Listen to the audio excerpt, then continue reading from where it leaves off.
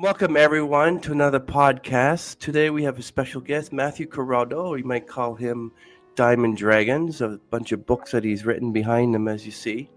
He's a multifaceted artist with a remarkable career spanning acting, writing, directing, voiceover, sound design, and martial arts. Not only do we know you're a licensed fencing instructor, but you also taught countless students and earned over a dozen medals in competitive saber fencing.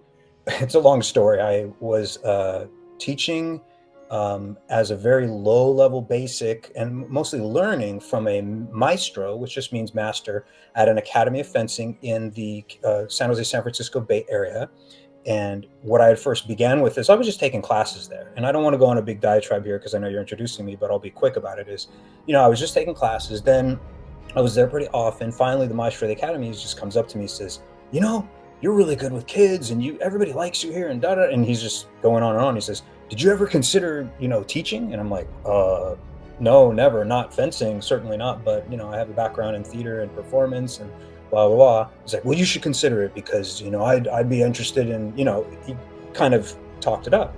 And I said, well, okay, maestro, I'll do that. And so long story short, again, I'm, fast forwarding, I went slowly down that rabbit hole and, kept going for it and whatnot. And so there you go. But that was decades ago. Your passion for performance shines through in your stage work, including roles in The Hobbit. Yeah, I was able to portray Bilbo Baggins in a stage performance and production of The Hobbit, and that came in, I want to say it was the year 2000. So it was really just after Peter Jackson had released, I believe, just the first film, or it was sort of coinciding with it, if I recall properly. But again, that was 24 plus years ago. But yeah, that was a lot of fun. That production was really fantastic. Our costumer was brilliant, and the set designs were fantastic, given the fact that, as you can imagine, for theatrical performances, especially when they're not super high level, because this wasn't a professional, super what do you want to call it, Broadway production or whatnot.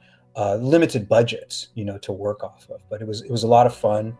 And as far as I recall, it was the only theatrical production that was officially accepted by the Tolkien estate. And again, I'm doing 24 plus years of memory here, so I might be wrong, but I feel like that was something that occurred back in the day.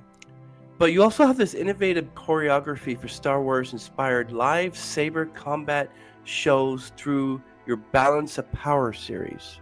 The live productions I used to do somewhere around 2004, just before, I want to say, at the time it was the newest Star Wars film in a while, right? 2005, it was Revenge of the Sith was coming out, and of course we had already had in 1999 the Phantom Menace, and then later, I don't remember the year, I want to say it was 2002 or 3, something like that, there was Attack of the Clones.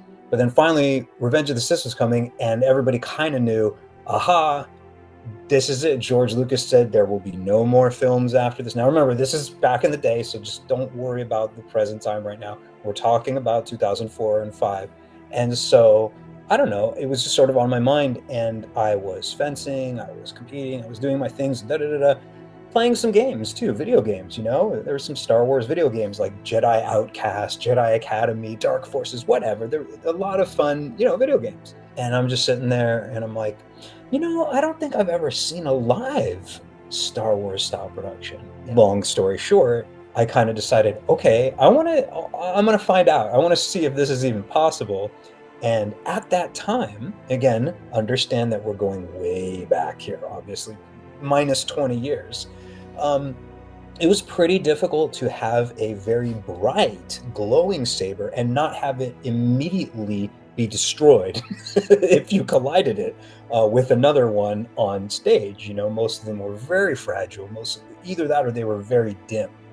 And LEDs were just getting to this position where they could be super bright, these individual LEDs. So again, long story short, I kind of happened to start poking my nose into that at about the right time. Technology was just about to peek through to a point where they would be plausible on stage and not just kind of a laughing joke like, oh, look, a barely dim, barely visible lightsaber, and you had to be in the complete darkness to even barely see it.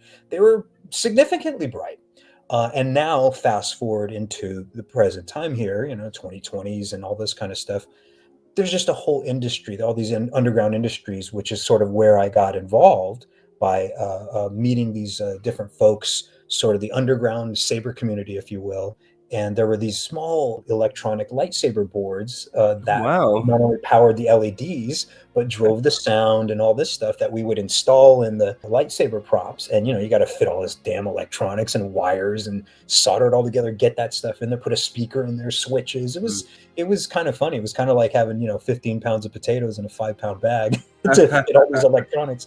Now, of course, here we are, 2025 and all this kind of stuff. But now electronics, of course, you can fit even more in smaller packages, all this stuff. Like, how did your training shape your early career? In 2018, I kind of began with the screenplay version of the very first one. And then only in 2021, I published the first Diamond Dragons book, which is right there behind me. Kind of hard to see, but that's the that's the actual first of the series. I have definitely been blessed in the way of not to keep quoting Lewis Carroll, but following many rabbit holes and going down them, and they were unique, creative rabbit holes. You would be hard pressed to meet another fencer, not because I'm like, oh, I'm the only one, but it's not that common of a thing to run into. How did your competitive fencing experience, including winning 12 medals, influence your approach? Winning medals wasn't really my intention in the sense that I'm like, oh, I got to win golds and silvers and bronzes. Yeah. I did, but the point was to train very hard, have a lot of fun in the doing. And then for me, the tournaments were really fun because you're amongst friends and folks and of different sals and stuff. I'd be like, hey, Rowan, what's up, dude? How you been? How's the girlfriend situation? He's like, oh, dude, it's going, this stuff. And I'm like, I'm gonna get you, and he's like, no, dude, not this year. And I'm like, oh, what's this now? It's throwing some slack. He's like, dude, you've been slacking, man. I've been seeing some of your bouts. I'm like, okay.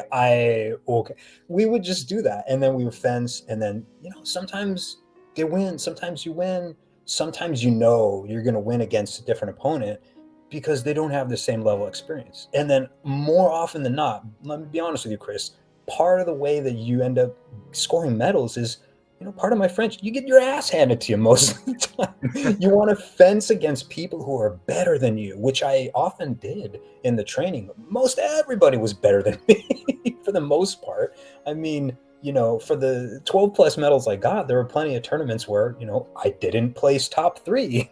So it's fine. I placed 5th or 7th or whatever. But in terms of like Diamond Dragons, it allowed me, not only the fencing allowed me to bring a certain level of like realism to the fight work, but because of the martial arts and whatnot, I applied a lot of it. Like the dragons have wings, obviously, so they can use those to swat and slap at their opponents.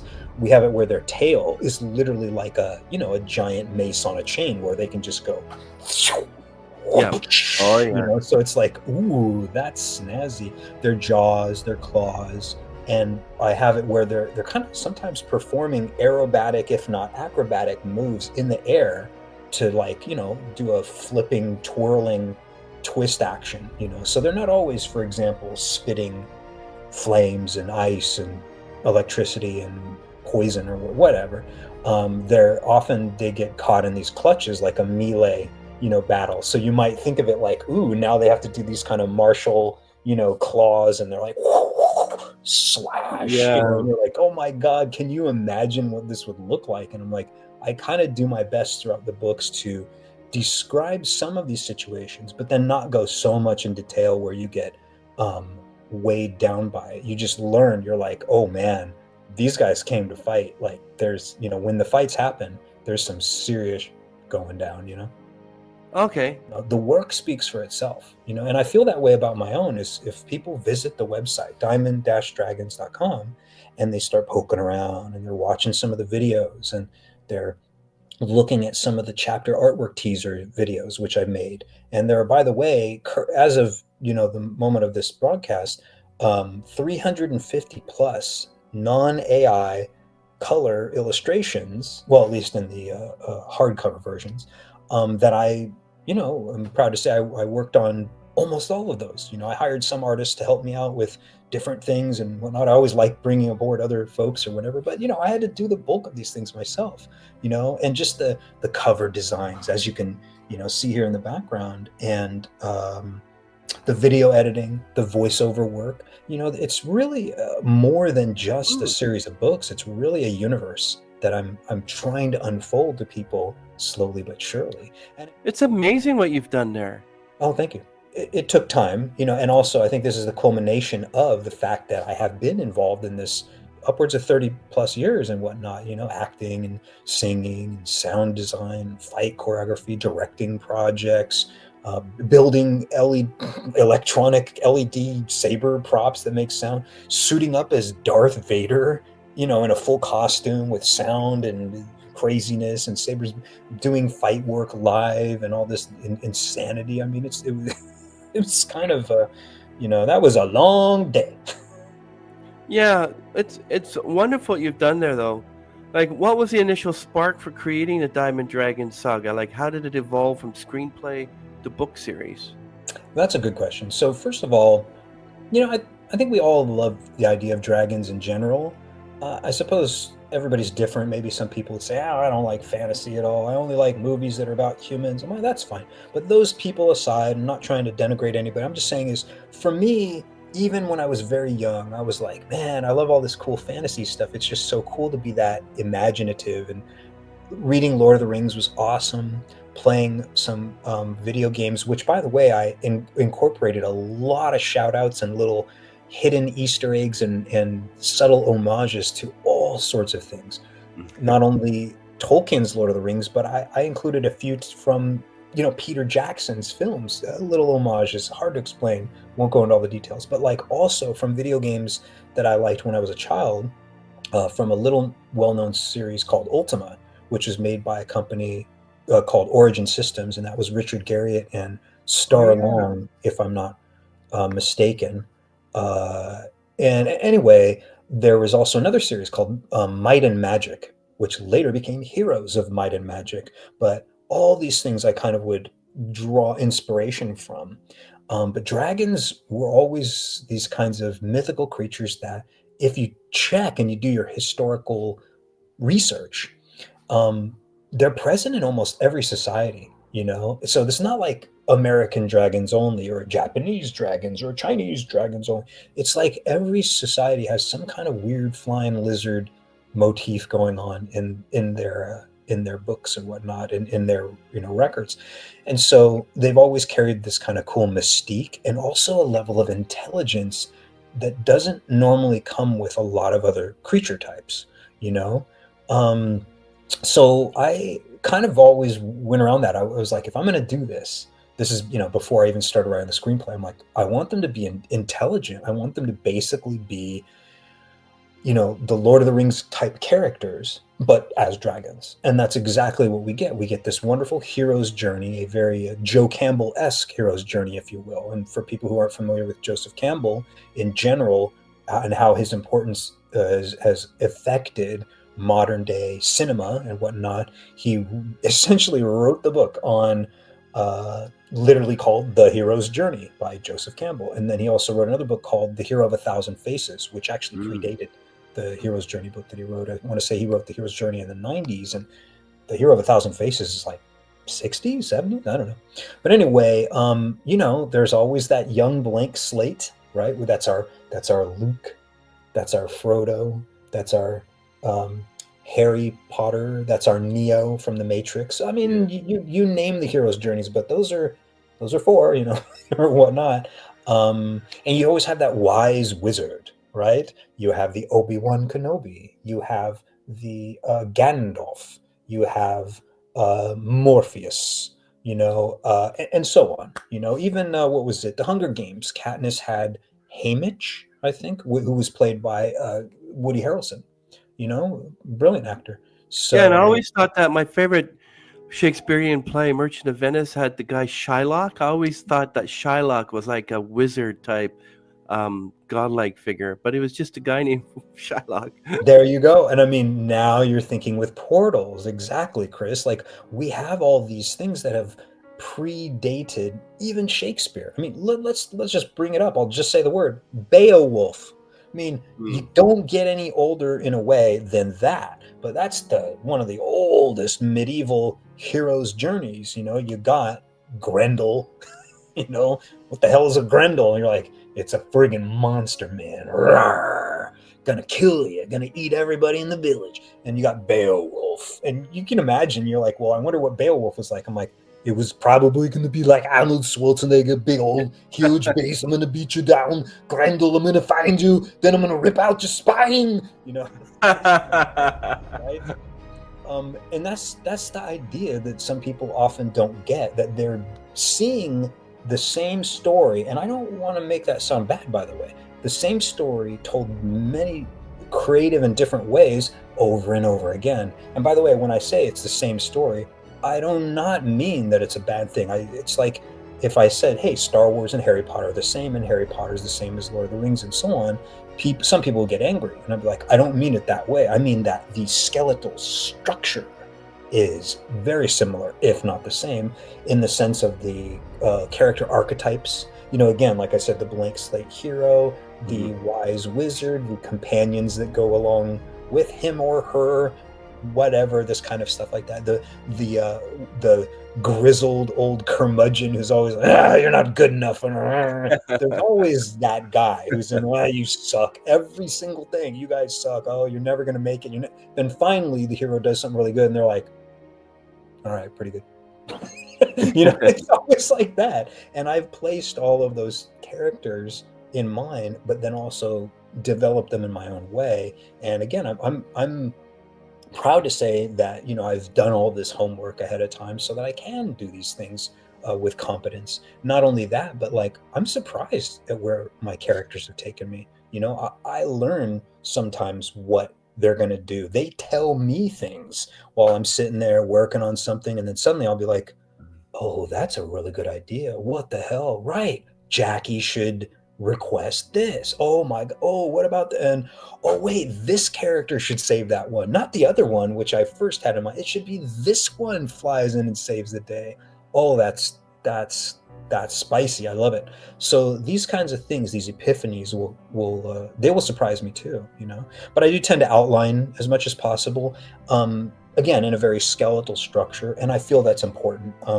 When it comes to not only storytelling, but like when you just think of making basic projects, like how many people are going to build a building without a schematic and, a materials list and the Yeah. labor involved that you need, your time scale, like when are we going to build it? How are we going to build it? I tell you what to do. I tell you how to do it. I tell you when to do it. I mean, you're going to need some of those tools if you want to finish your work. And that's exactly what I'm doing here.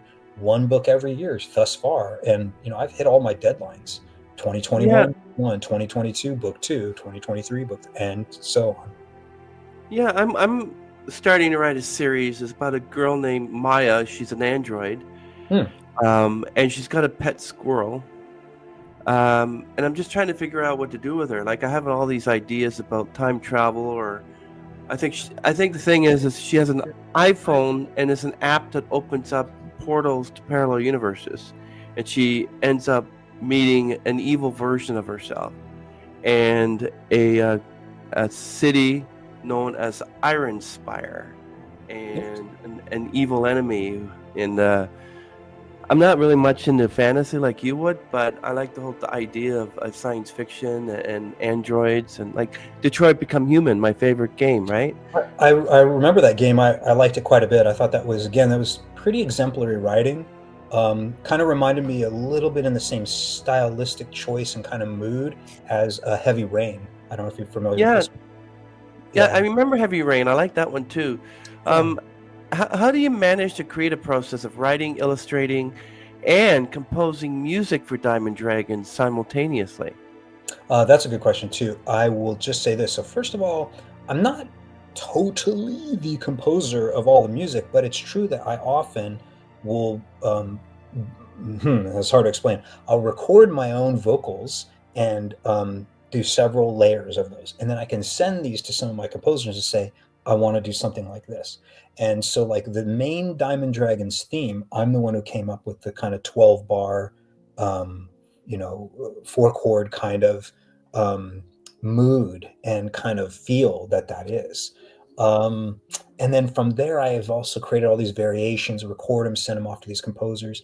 And in other times, I just license certain pieces of music. Not always. In fact, I try to make it clear when it's like, no, this is original Diamond Dragons music. And then other ones are like, oh, this beautiful piece by 12 Titans, for example, or another composer who I'm really fond of his work, David Chappelle, not to be confused with Dave Chappelle, the comedian, I but David know. Chappelle is like in the UK, very excellent music. But I Yep. mean, going back to what you're saying about like, the process. Yeah, I have to allocate the time. I have to schedule it out. So I'm on it pretty much full time, Chris. I work basically 9 to 6, ish. Wow. And of course, that doesn't mean straight. I obviously take my a lunch break. I breathe, get up, do these things. But it's required. The discipline is required. And the only way that I can advocate for such things is this is the only way that I can hit my numbers, which I've been tracking. I wrote 25,000 words this last month. I tracked every single day. I mean, it's 1K today, 1,300, 2,000. What? Finally, it adds up. Sometimes I don't hit those numbers, but once you've done enough tracking of your own numbers, and that includes whether you did an illustration, whether you did some editing, whether you did some formatting, you worked on your covers, you're going to do some video editing, whatever, it doesn't matter. The point is, if you're tracking it, eventually you're going to have an idea of your averages. You're going to know if you're like, I wrote 0 words this month. You know how I know that? I don't have any records at all. In fact, I know because I didn't write anything. That's one way to track your numbers, right? Write it down. It's not hard either. I just go in and put date and then go plus 1,000 or whatever the hell the number is. Sometimes it's plus 300. It's not I don't even call it a good day, a bad day. I'm like, well, that's what happened today. Um, we all get busy, right, Chris? Like you said yourself, somebody we get sick. You got to go to the dentist. You got to meet your sister-in-law. Whatever is happening, and in some cases, I'm so focused on like an illustration. Like an illustration can take me 6 hours or more. I don't know. It depends. There's some where I've literally been working on one over like I work a lot on one day. I'm like, okay, enough of it. Oh my god, I'm done with it for today. Then that's it. That's all I did that day. But I'm not even done with it because it's so complicated. Like maybe it has 28 layers to it. Like I'll give an example. I did a kind of a war scene where you see the main castle, which I can't really show here with my hands, but it's in the sort of in the background. But then there's just a bunch of flying around arrows and fireballs and ice and this evil dragon and this one way in the distance, and you see a bunch of eyes and just like it's just a flood of bullets and a flood of evil dudes. Like this takes sometimes many layers. You're not just going to go blah, blah, blah, blah, blah, done. you know so and then there's other ones where I'm like, oh, I want to show the scepter of Senate, which is an artifact. So that one's not as hard, but then there's the details of crafting the scepter itself. But at least it's just basically one object instead of 84 of them or whatever. So right, Chris, it really depends. And then there's some that I just can't do myself, and that's usually where I'm like going to my illustrators and hey, I got an idea, I wanted to try this, da, da, da, da. What do you think? And here's some idea, this. So yeah, Yeah. there's quite a process in all of it, but it just requires the discipline to just make the notes, keep Yeah. track of things, make sure that I know when I've gone over certain chapters more than one time. Like I kind of keep my tabs. I'm like, okay, I've been over that chapter a lot. I don't probably need to revisit it for Yeah. formatting and for more developmental editing. But then there's other ones where I know because I just wrote it. I'm like, okay, I'm gonna have to go over that one a lot. Like, I only wrote it once, so it's in its complete rough draft form. But then there's other times where I can, go back, I'll scan a chapter and I'll be like, okay, so wait, I've been over this. Oh, I've been over this 3 times. Okay, cool. Then I'll scan it and I might be like, it's fine. It's fine. So there's like those kind of levels. That's what I do, Chris, because and again, this will be different for every writer out there or whatever, I do all of my own work. I don't have the funds to magically hire developmental editors, line editors, copy editors, proofreading, this thing and that. Like, what am I? What do I look like? Warren Buffett? You know, I'm not a multi-million-dollar man. I was reading somewhere that you use 12 to 16 note in a 4-chord theme you created. Can you explain the significance that you use this for Diamond Dragons and how it ties into the story? So it's more about like music theory at that point. And I took a long time. This is way early in the game. This is like going all the way back to 2017 when I was about to start working with my composer, where I was like, hey, and his name is, it's a little tough. It's Amon Mm. Sepala. But Amon, and he's one of, at this point, many, but at the time, he was just my only composer. And I said, hey, Amon, I have, this kind of piece that I want to send you. It's really just 4 chords, essentially 12 notes, so to speak, or whatever. Let me know if you smell and feel like why I want to do this as the main theme. And this can be heard also in my videos. He's composed some pieces that actually went around it, which was again by design. And then what I wanted to do is make sure that that kind of progression of notes was then present in almost, not all, but almost all of the other pieces I was going to have created. And that's something that, like, people may or may not notice these kinds of things, but like John Williams does that often. There'll be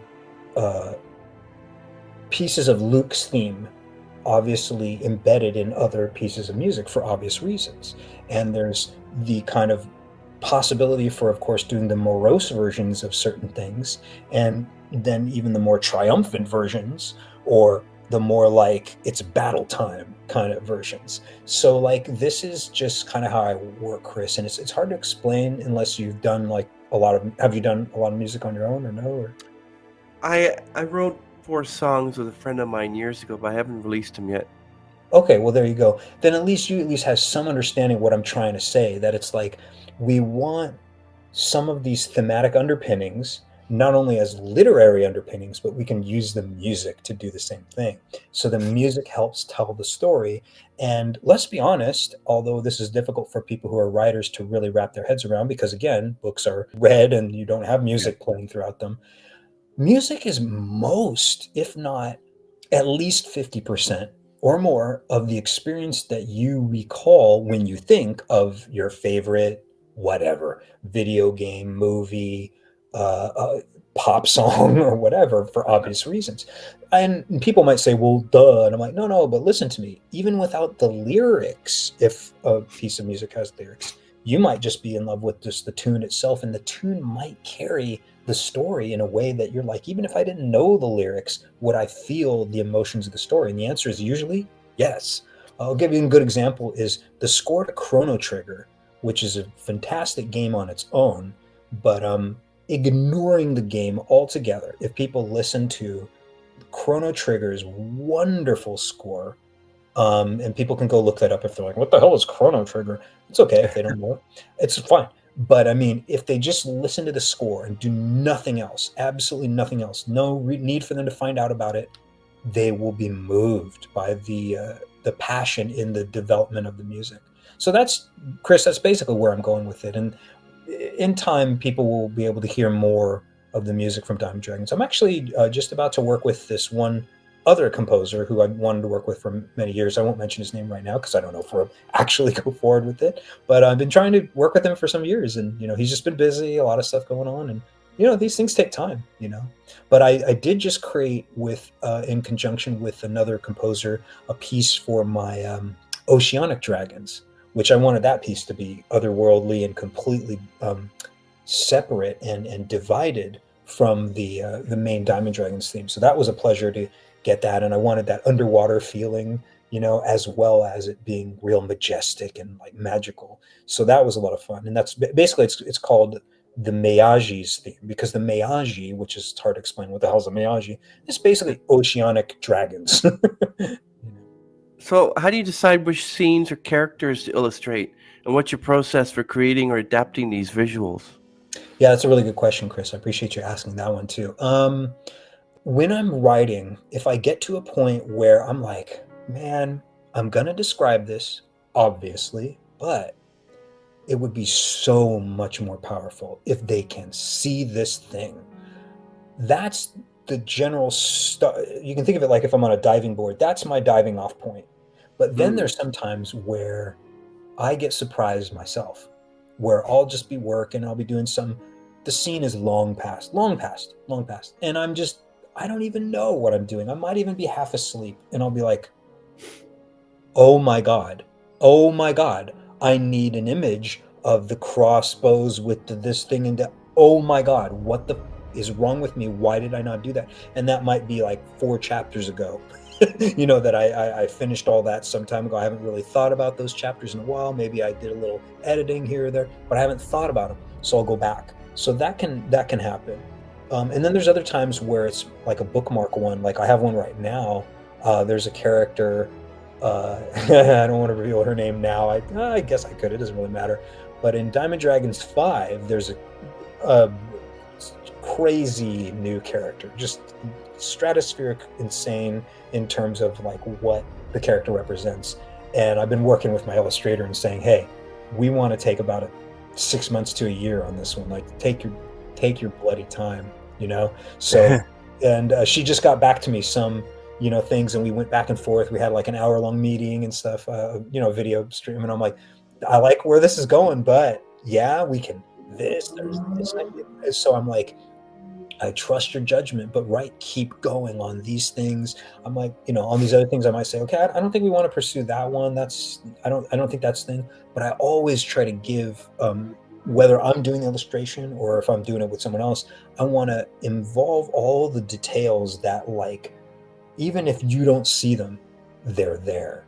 And that's a kind of ironic. It's one of the lines from Starsha, who is an oceanic dragon in Diamond Dragons 1. She says, just because you do not see something doesn't mean it isn't there. So I like having these hidden underpinnings, not only throughout the words that I'm writing, not only through the covers, no joke, there's a lot of hidden stuff right here in front of our faces. But in the illustrations, there's a lot of hidden uh, symbolism and sometimes callbacks. And you won't necessarily know that, not until someone became familiar enough with the work so that they could go, wait a minute. Then maybe they're in Diamond Dragons 4 and they throw that book down, go back to 1, and they flip through and they're like, oh, be goddamn, I can't believe it. It was there under my nose the whole time. I totally thought that he was pulling, like, wait, he didn't say anything about, and then they go back and see correlations, these purposeful, deliberate things that I've done. But again, Chris, I feel like it's like you're like a composer and a orchestrator. I want to figure out times, Chris, where I want you to know what's coming. I want other times where you need to do a little digging to know what's coming. You got to be, smarter. And then other times where I'm like, you'd have to be really intelligent and pay the hell attention, like really receptive and perceptive to know. And then other ones where I'm like, nope, you ain't allowed to know this one until I want you to know it. And then when it hits, you'll be like, oh my God, wow. And I'm kind of pleased to say, and I don't want to get necessarily too emotional or whatever, but some of these things, like the emails I've gotten, they're like, oh, Matthew, when this one scene hit, it reminded me of my grandfather and da da da da, and he's Wow. da da da. And the other times they're like, Matthew, when you killed this one, how dare you? And they were not really mad, but they were like, I was like nervous inside, and I'm like, wow, like, right, people, they're getting hit hard in the emotional cortex, and I feel that's important. Like, what good is it if Lord of the Rings doesn't have that moment, right, where Frodo and Sam are at the volcano, they're trying to climb over, right, and he's like, I can't, Sam. He just collapses. He says, well, you know I can't carry it for you, but I can't carry you. And uh I will take a tissue now. You're just like, these are the moments that we all long for. We want some emotional, PowerPoints here and there to hit us. And also sometimes you got to get gut punched. You got to have a character. Like, I joke with some people sometimes. Maybe I shouldn't be joking, but I'm like, there are a lot of Boromirs in Diamond Dragons 1. And they're like, wait, what? And I'm like, they're not all of them make it. Well, I You know? know you have Diamond Dragons 5 is in progress as of Yeah, it's one. April. Is it already up and running now, or is it still in No, process of being? No. no. I'm about, as of the moment of this recording, I'm about 121,000 words into it, and I want to say 65 illustrations, if I'm not mistaken. So, what factors will influence your decision to pursue these, and what themes might they explore? The first poetry that you read, or the first lines that you read in book 1, other than the cover and then its tagline, when you flip it open, you know, whatever, then you see just a poem, a 6-line poem. And the first line is, "Before I start, I must see my end." So what the hell does that mean? And some people might think, well, this is just a fancy poem that he wants us to read. He wants to make it sound things. I'm like, well, to a point, it's a poem. It's somewhat ominous. It's obviously poetic, being a poem, but it also has a connection and underpinnings throughout the whole series. I won't go into all of that, but what does it mean, before I start, I must see my end? To me, it's all about, you got to know what is your goal before you begin on some kind of trek. It's kind of like, when you're playing football, you know where the end zone is. You know what you need to do with the ball. You just got to get it there. That's the hard part. The journey is the difficult part. But what if you were playing football and, first of all, none of the lines were painted. Second of all, none of y'all were taught what the hell you were supposed to do with the ball. You don't know what the hell you're doing. So you're just running around with this ball in all sorts of different directions, going left and right and up and down and this way and that way and back and forth. And people go, eventually someone's going to say, oh, what the hell are we doing here? Like, what are we doing? It doesn't even make any sense. And they're like, oh, yeah, we forgot to set a goal.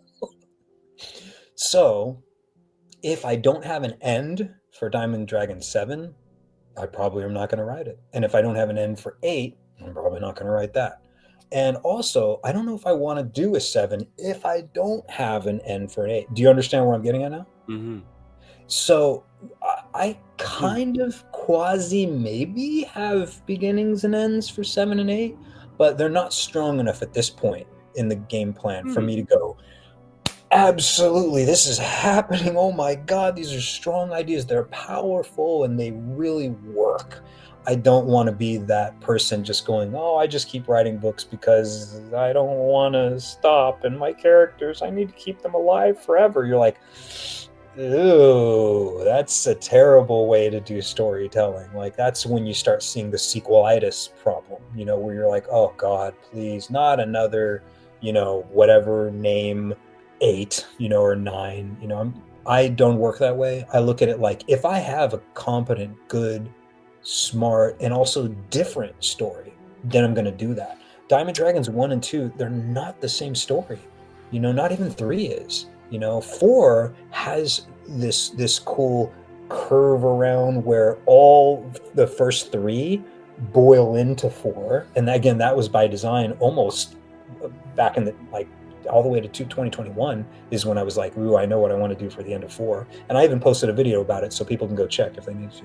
But I mean, yeah, 5 and 6, they kind of surprised me, but at the same time, I'm like, that would be interesting. I think I can do this. Like, I can get away with this. This will be smart. Let's do it.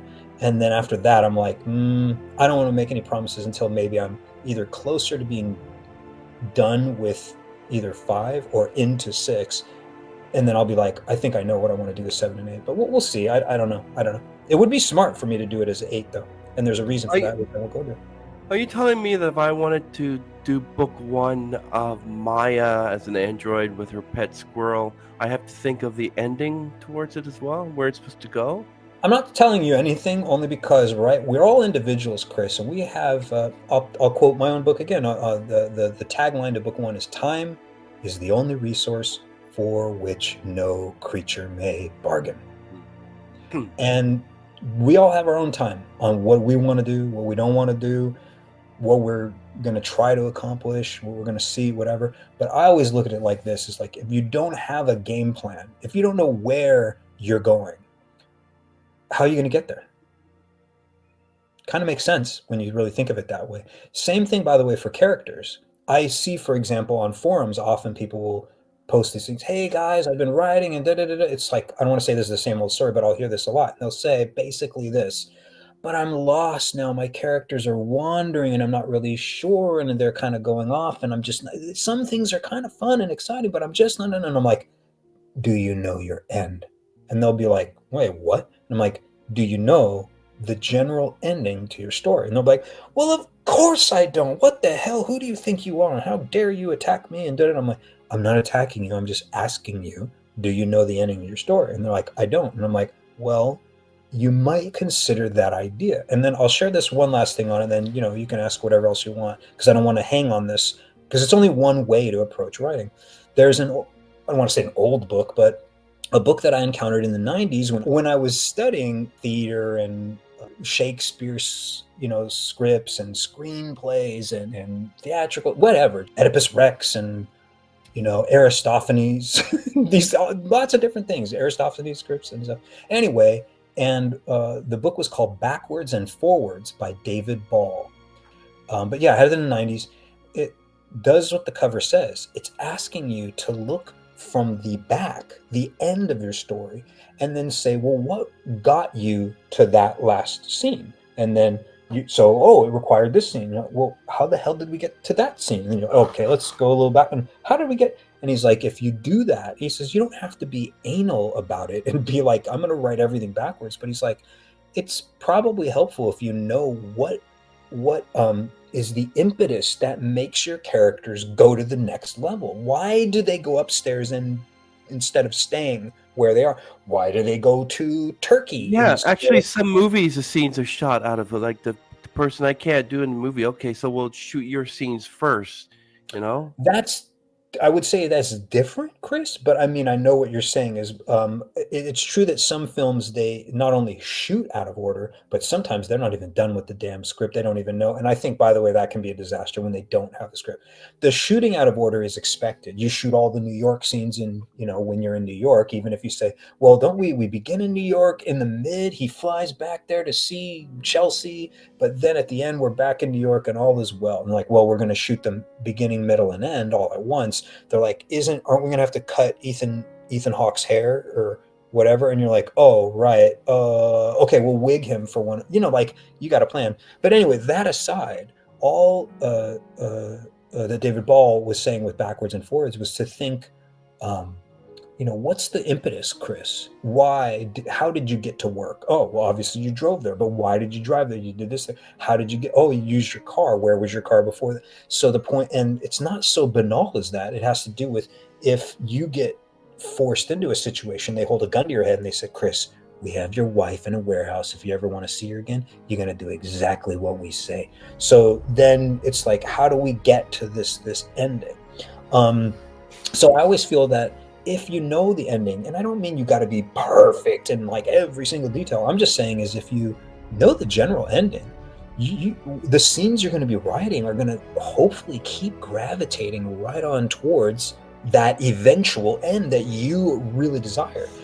I really appreciate you being on the podcast and looking forward to seeing more of your work. I really love your covers and everything.